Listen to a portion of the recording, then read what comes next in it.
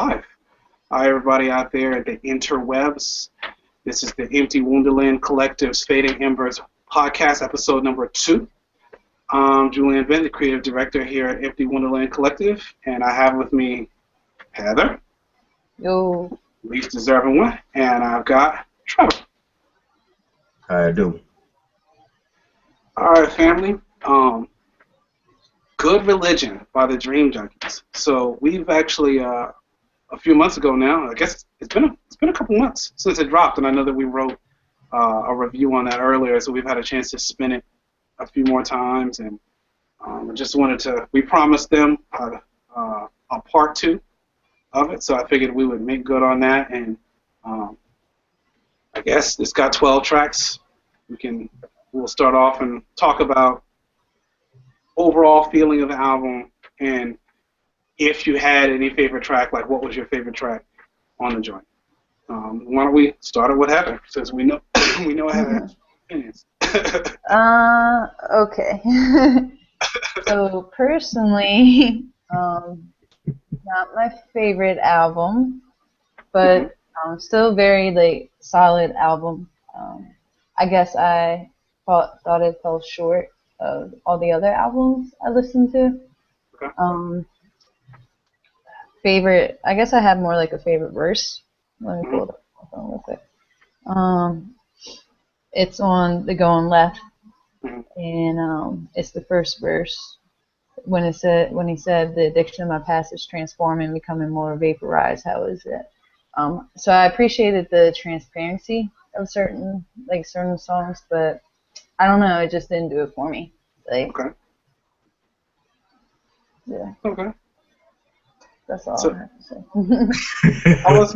say. That's cool. I think for me, I thought the album, it was definitely very different than the previous project that they put out, the NREM edition, which that was really kind of like, as I understand it, that was like a hodgepodge of beats that because people they did like an open casting call, and they had people send in beat submissions for us, so they just got a selection of beats from a lot of people, and they selected what was not trash out of the pile. They selected what they thought were the strongest tracks. So you had a lot of like old school sample type situations going on. Anthony Cruz obviously jumped in and put in some of his signature 808. You could hear some of that goodness going on in there, and it was so NREM was a completely different project than this one. This one here, they had consistent production the whole way through.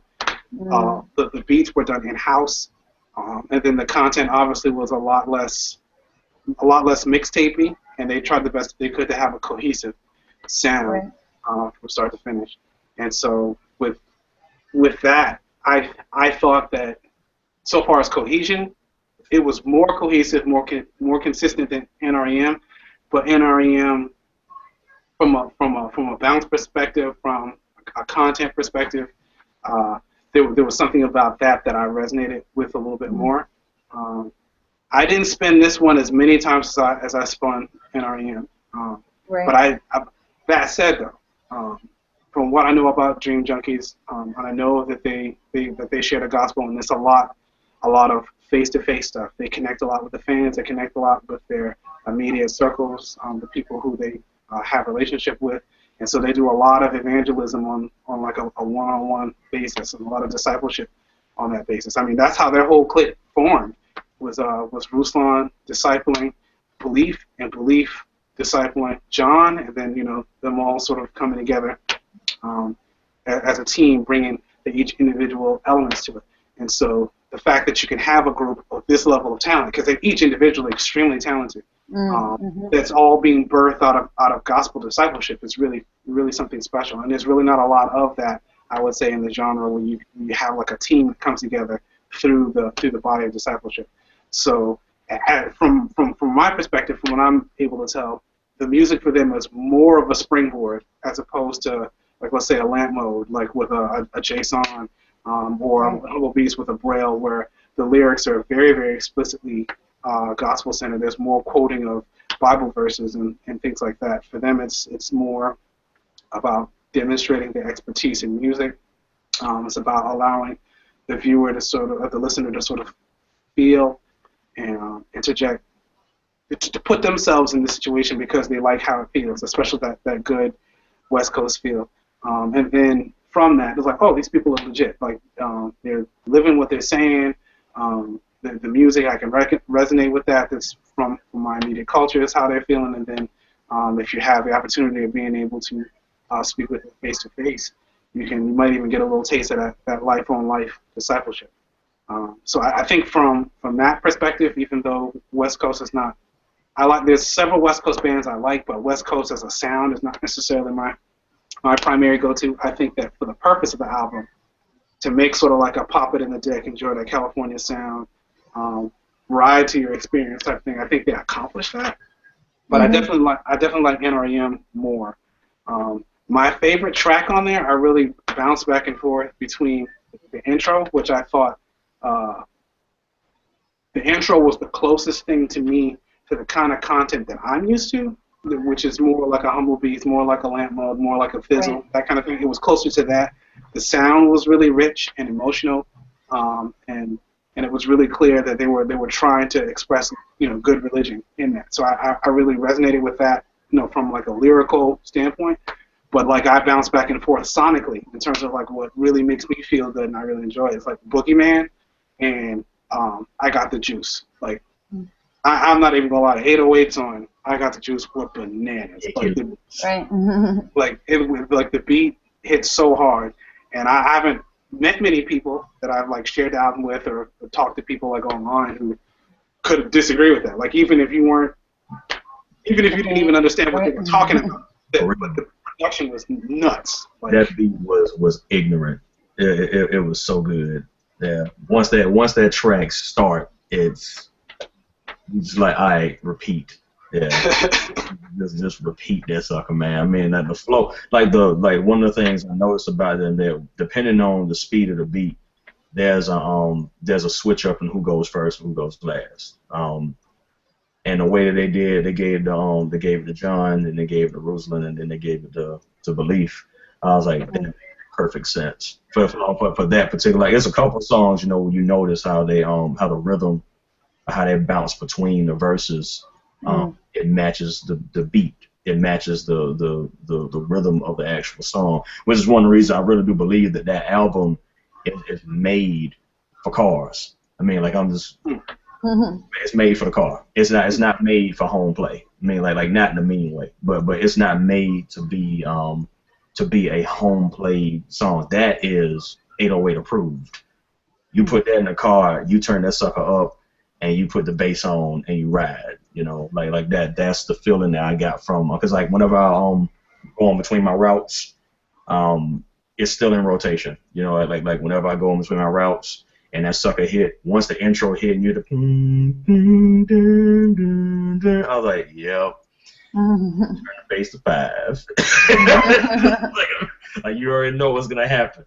But but at the same time, I do have to agree. In Realm Edition was,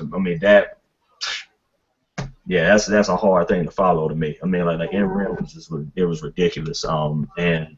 Like this one, but not to take anything away from Good Religion. I really do believe it was Good Religion. Like it was something that you could put in that was it had structure.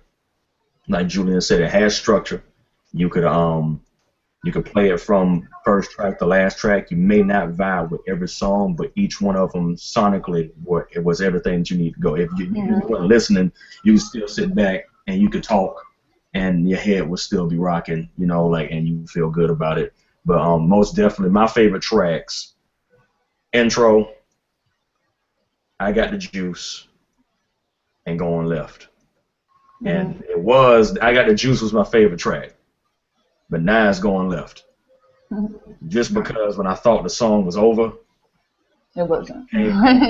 Ripped. And I ripped a new one to whoever that dude was that's out there selling incense. I feel bad for that brother. I mean, that dude got goodness gracious. I mean, he had spikes on his shoes when he stomped that dude out. I was like, goodness gracious. Walking with the Lord now, do it for his glory. Oh, snap. I was like, wow. He's just like, come here. Like, I was like, wow. Like, did that have to happen? Was that scripted? I was like, I think Ruslan was like, way back in the booth. I thought the beat was over. You know, that's how. Now, no shade, but in the event that the Dream Junkies actually watch this, because he talks about it so much, I know he's gonna want us to pronounce his name correctly. Ruslan. Ruslan. Karoglanos. Yeah. Ruslan Karoglanos. As if I was listening closely on the couple of times where he's actually pronounced it. And hey, Ruth, if I did it wrong, my bad. I apologize, brother. It's absolutely no offense. Right. I'm from the country, bro. I'm from the deep country, so you know there were hardly ever O's in our language, hardly even A's. We had to learn them when we went to school. People around didn't speak them, so yeah. But it's like I really do believe that the album from track 1 to track 12, you played them. You can play them straight through. Sonically, it's fantastic. Lyrically, I do believe that In Rim was a stronger album lyrically. But I have to agree. I'm with Heather. You know, like I had expectations for this album because I came from In Rim to this. I was like, okay, lyrically, it's gonna be fire. like you know, I just got what was Black Sugar and Red Pills. I mean, like right. I'm like, let's go. You know, so I'm sitting there like I'm looking at Belief like, yo, bro, come on, man. I mean, when's it coming? When's it coming? When's it coming? Listen, walk in the water. Let's go, man. Right. You know what I'm saying? Right. But yeah, like when it hit me, I was like, I said it's good. I couldn't deny it was good. I was like, it's definitely good. It's good, but it's solid. Love it, but yeah, like that was the only backdrop. I mean, it's like because we came off so much heat. You know, so much heat. Right, I still be listening to the Red Pill album, be like going to work, like. And you know what? Belief would be happy that you guys said that because I've heard him personally express on a number of times that he was really frustrated with the level of feedback he got from Red Pills, which was generally not. It wasn't nearly as favorable as I think it deserves because Red Pills is a solid record. I mean, oh my gosh. That's still one of my favorite albums right now. Like literally, like from that album told a story. You know, you paid attention from the very first track to the last track. It was a redemption story. It was. When you get to the Suicide Road track, man, you like, whew. It was. That was the first time I ever heard somebody do that. I was like, yeah, it was. I mean, the fact that he had the boldness to do it. For real. You know, and go through the entire track, you know, have somebody bamming on the door at the end, you know what I'm saying, you know, like, don't give up. And then the next thing you hear is, good morning, you made it just in time. I think that was Abed. My eyes hear your heartbeat. And I was like, okay. It was such a wonderful transition, man. It was good. Like, so, I mean, but that's still one of my favorite albums right now, is that joint, man. That was... Yeah, for cats that's saying that it was something else, man. I'm glad I'm not an internet troll. I think one of the other things, because you know they probably, you know, Lord willing, they probably will do another one at some point. I think one of the that was Abed one made for this. I was right.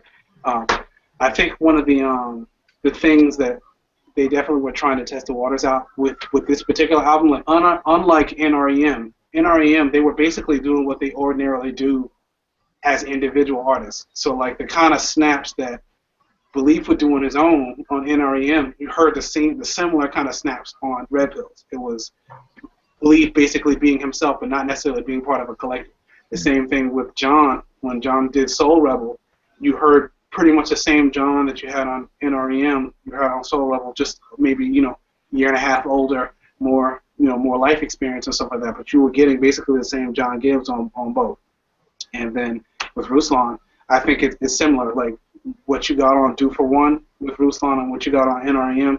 Do For One was a more evolved, you know, better set of flows. Ruslan more experience, but you still were getting, for the most part, Ruslan as an individual. So you basically had 3 individuals in the room with NREM. That was reflective of what you could expect on their solo album. But when they came together to do an official Dream Junkies album, they weren't necessarily you weren't necessarily getting an individual effort. You were getting a complementary team effort where they were trying to work cohesively. And that gives you a different kind of a project because the complaints are completely different. Like the complaints or the frustrations or what's being vented on a narrative album where you're trying to tell somebody your testimony or trying to tell them what you struggle with, it's very different than the feedback you're getting on this album. Because if you notice, like a good 25, 30, maybe 40% of the album, they're addressing negative feedback that they get as a group. Like they are addressing negative feedback that they're getting, saying that they're not theological enough. Yep. They're getting negative feedback where people are questioning their Christianity. Secondhand Smoke is questioning the negative feedback that Belief gets, being, John's brother-in-law. Yep. And like I said, this kid smokes. Is he really a Christian? That kind of thing. Yep. So they spent a good chunk of the album defending their apologetics. They spent a good time defending the lifestyle and defending the fact that perhaps maybe even the language that they use is different than you would typically find in a Christian album. So they spent a good bit of time like defending the product. I don't know if that helped the product any or hurt it.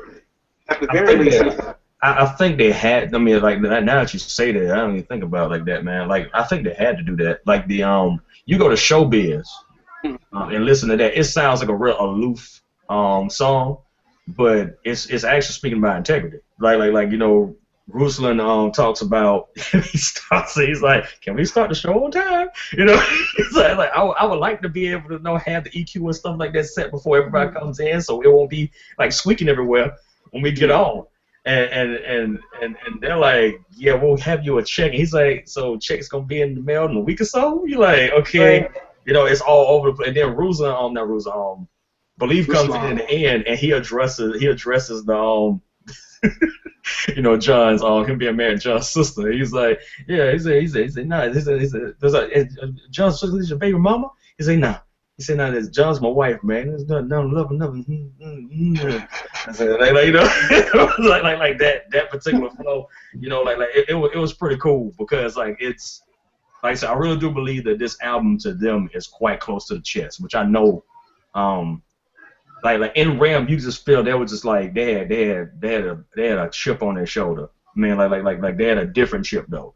But they had a chip on their shoulder in Ram, and they just came in like, I'm just trying to live my dreams. And you like, they came in there blacked out. You're like, I got you, And then with this one, they're like, all right, we got albums out, we got tours done, we got people encouraged, folks got saved, and now you telling me I'm not saved. Now you telling me that I'm not doing this. I'm trying to spread bad religion.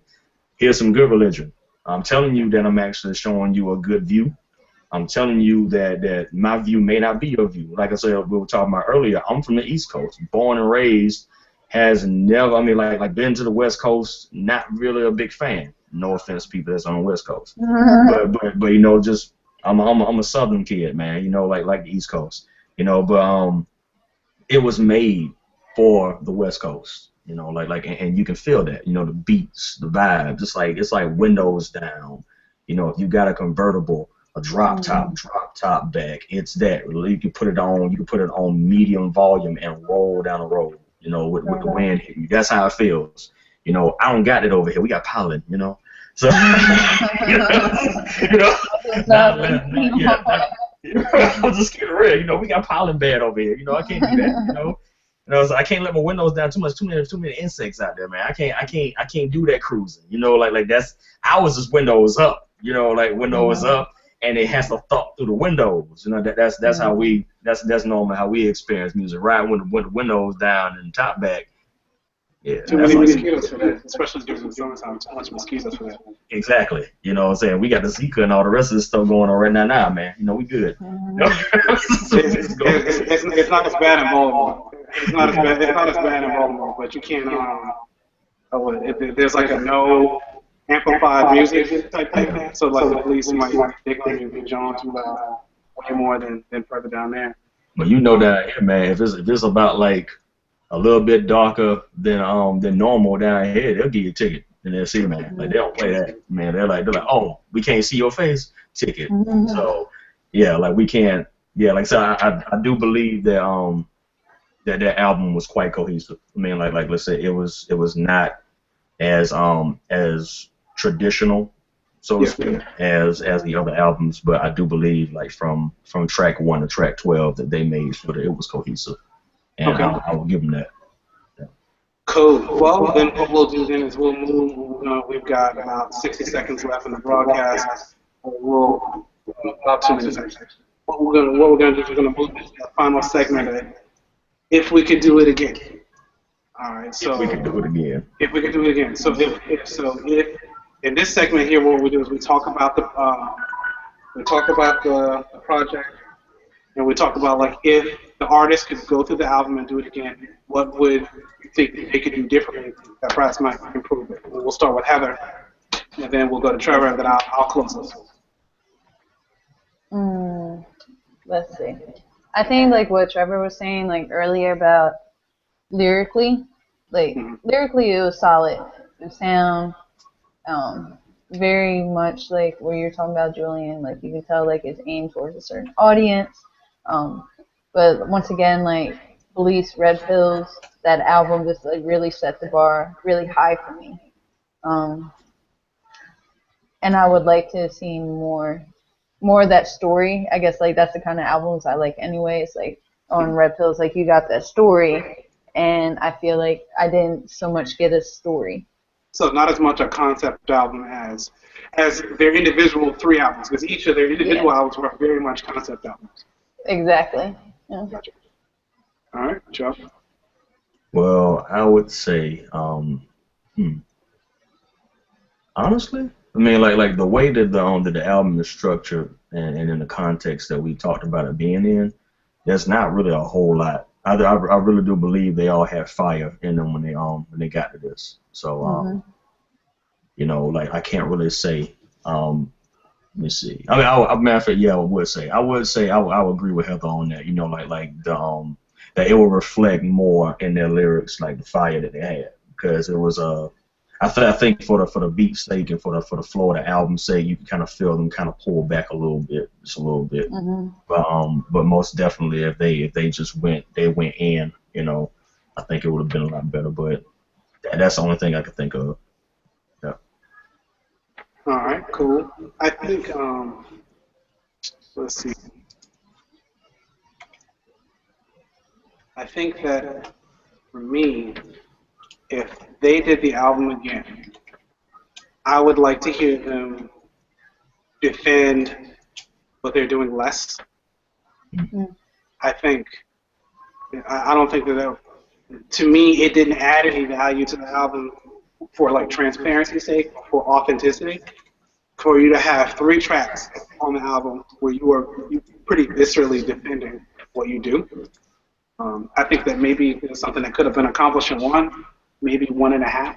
Yeah. I don't think that they need to cover as much as the album, but I also respect the fact that hey, look, this is what they're going through, this is what they're experiencing. So of course, you know, they're going to talk about it. And they're going to talk about the space that they're in at that particular period of time. But I don't know that it didn't hurt the album per se, but I don't know that as much of the album needed to be covered talking about those aspects of it, because I think you could have covered the negative just as well without necessarily having to defend the apologetics as much, because you know you're going to have haters inside the church and outside the church, and the people who are going to stick around and the people who are going to stick around. I don't like you don't have, and honestly they didn't owe us an explanation. They didn't owe us an explanation. They really don't. Because honestly, be accountable. They're not accountable. Yeah. So I think it was given explanation. They certainly.